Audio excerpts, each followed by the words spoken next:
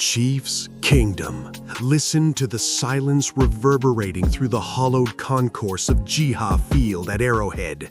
Do you feel that? It is the cold, unforgiving shiver of an early January without a playoff game. Since 2014, we have owned the winter. Since 2014, the road to the Lombardi ran through the loudest stadium on the planet. But today, the Red Sea is still. The drums are silent.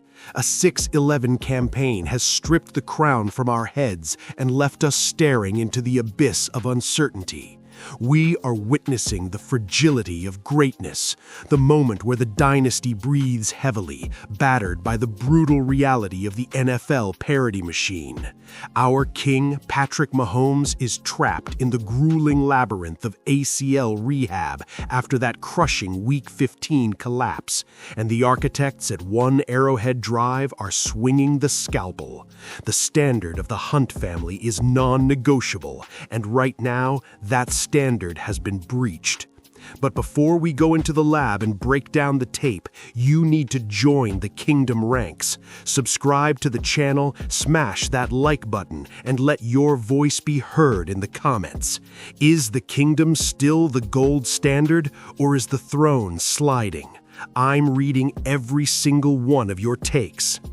Listen to the brutal truth. The 2025 season was a gash to the soul of this city. 6-11. Read it and weep.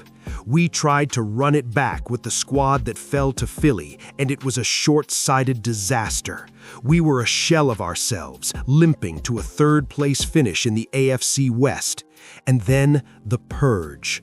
On Friday, January 23, 2026, the axe finally fell.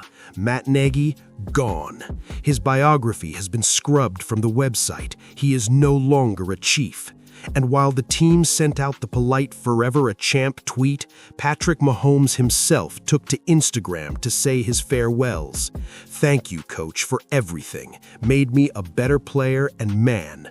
But make no mistake, the flowers are for the past because the future just got a lot more aggressive." As Nagy heads to Philadelphia to interview for their OC vacancy after being snubbed by the Titans, Andy Reid has officially brought the hammer back. The news we've been praying for became a clinical reality at noon on Friday. Eric Bieniemy has officially signed on as offensive coordinator for the 2026 season. Mahomes didn't just approve, he broadcast his excitement to the world with 3 flex emojis. The architect of the 2018 to 2022 explosion is back in the building to clean up the mess and protect the king's return. Let's go to the chalkboard. Schematic analysis. The 2025 attack was stagnant. We were predictable. We lacked the inside zone violence and the option route nuances that defined our championship runs. Bieniemy brings the accountability. He brings the blood and guts that made Isaiah Pacheco a household name. Working with Ben Johnson in Chicago, he integrated simulated pressure looks into offensive blocking schemes that allowed the Bears to gash defenses. Now, he brings that PhD-level run-blocking philosophy to a Chiefs backfield that desperately needs it. With Mahomes coming off that ACL tear, we cannot rely on scramble drill magic. We need a ground and pound identity to protect the $500 million man. And look at the draft board. Mel Kiper Jr. just dropped a nuclear bomb on the NFL mock draft scene. With the number 9 overall pick, Kiper projects the Chiefs will select Notre Dame running back Jeremiah Love. We are talking about a game changer.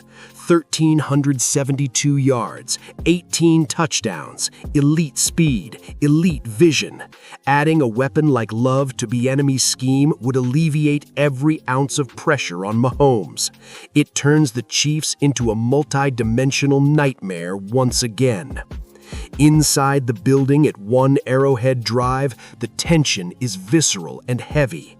One high-ranking AFC executive told me the Chiefs are finally admitting they got soft. Hiring Bieniemy is a return to the bully ball mentality that won them rings. If they get Jeremiah Love at 9, the AFC West better start drafting defensive tackles because they won't be able to stop the run anymore. A veteran scout whispered, "Matt Nagy is a brilliant mind, but Bieniemy is a leader of men. The locker room needed a drill sergeant, not a professor." Mahomes is already hitting the film room with EB. A third league insider added, "The Mahomes flex emojis were the loudest statement of the offseason. He's vowing to return stronger than ever for week 1, and he knows Bieniemy is the only man who can build a scheme that keeps him clean."